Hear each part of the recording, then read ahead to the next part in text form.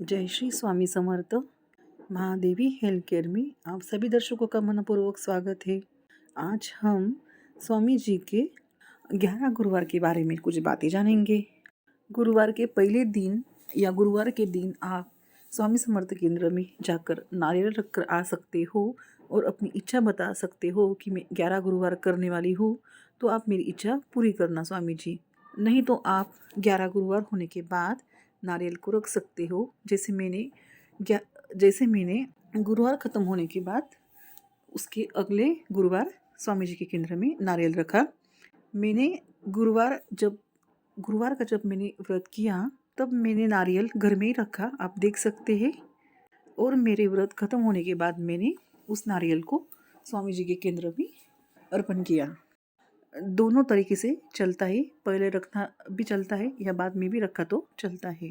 तो आपको पहले गुरुवार संकल्प करना है मन ही मन में और पानी छोड़ना है कि आप किस लिए व्रत कर रहे हैं, नौकरी के लिए या बच्चा होने के लिए। जो भी आपकी मनोकामना है वो आपको मन ही मन स्वामी जी को कहनी है। कहते समय आपका नाम पूरा, आपका गोत्र और आप किस लिए उपवास पकड़ रहे हैं यानी कि व्रत कर रहे हैं वो आपको बोलना है कि मैं आपकी 11 गुरुवार करने वाली हूँ स्वामी जी, तो आप मेरी यह इच्छा पूरी करना 11 गुरुवार ख़त्म होने से पहले, ऐसे आपको बोलना है। अगर आपकी इच्छा पूरी भी नहीं हो तो आप निराश मत होना, क्योंकि आपकी भक्ति स्वामी जी के पास जमा रहती है और आपको जब ज़रूरत पड़ती है तब स्वामी जी आपको उसी भक्ति से आपका संकट निवारती है। व्रत के दिन आपको फल खाने भी चलेंगे या आप साबूदाने की खिचड़ी भी खा सकते हो, तीखी वाली, क्योंकि जब हम 3 गुरुवार का व्रत करते हैं उस वक्त हमें फलहार ही चलता है, तो उस दिन हमें मिठाई खाना पड़ता है। लेकिन 11 गुरुवार उससे डिफरेंट है। 11 गुरुवार को हम तीखा फरार खा सकते हैं, जैसे कि साबूदाना खा सकते हैं और कोई कोई फलहार पर रह सकता है, तो वह भी चलेगा आपकी मर्जी के अनुसार। और फिर शाम को नैवेद्य स्वामी जी को दिखाकर आप भोजन कर सकते हो। लेकिन आपको स्वामी चरित्र सारामृत की जो पोथी है वो आपको हर गुरुवार के दिन पूरी की पूरी पढ़नी है। सिर्फ 12 से 1 बजे तक आपको पारायण नहीं करना, क्योंकि उस वक्त स्वामी जी आराम करते हैं। जैसे कि हम 3 गुरुवार में 7-7 अध्याय कर कर पारायण करते हैं कि पहले गुरुवार 7, फिर बाद में 7, फिर बाद में 7, वैसे 11 गुरुवार में नहीं रहता। इस दिन आपको पूरे के पूरा पारायण करना पड़ता है पोथी का। फिर 11वें गुरुवार के दिन आपको इसका उद्यापन करना पड़ता है। उस दिन आप अपनी यथाशक्ति किसी को भोजन खिला सकते हो या बच्चों को बुला सकते हो या शादीशुदा कपल को बुला सकते हो।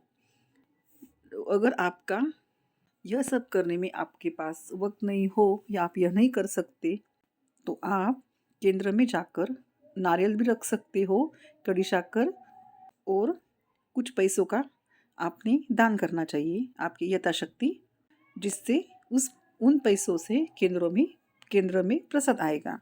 यानी कि एक किसी को भी भोजन कराने के लिए जो खर्चा आता है 101 रुपया, 200 रुपये या 51 रुपये, अपनी मर्जी से आप दान पेटी में दान कर सकते हो केंद्र में जाकर, वैसा भी चलता है।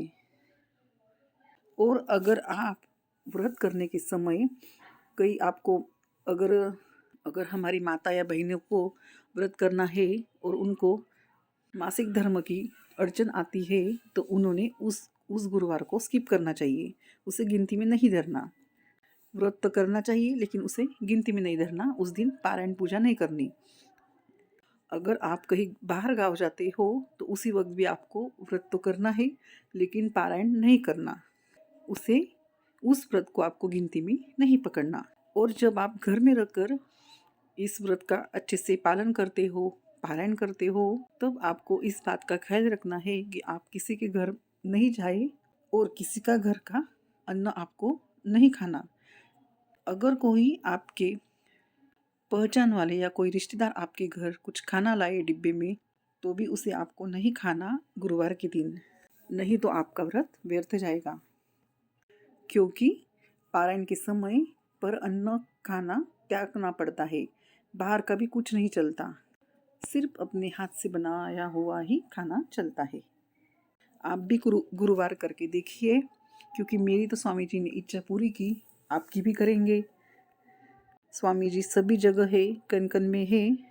अगर हम उनका अच्छे से मन से ध्यान लगाएंगे तो वो हमें दृष्टांत भी देते हैं और हमें उनके दर्शन भी मिलते हैं। अगर आपको मेरा वीडियो पसंद आए तो वीडियो को लाइक कीजिए, वीडियो को अपने फ्रेंड सर्कल में शेयर कीजिए ताकि दूसरों को भी इसका फ़ायदा मिल सके। और चैनल पर नए हो तो चैनल को सब्सक्राइब कीजिए, इससे मुझे और वीडियो बनाने के लिए मोटिवेशन मिलता है। जय श्री स्वामी समर्थ।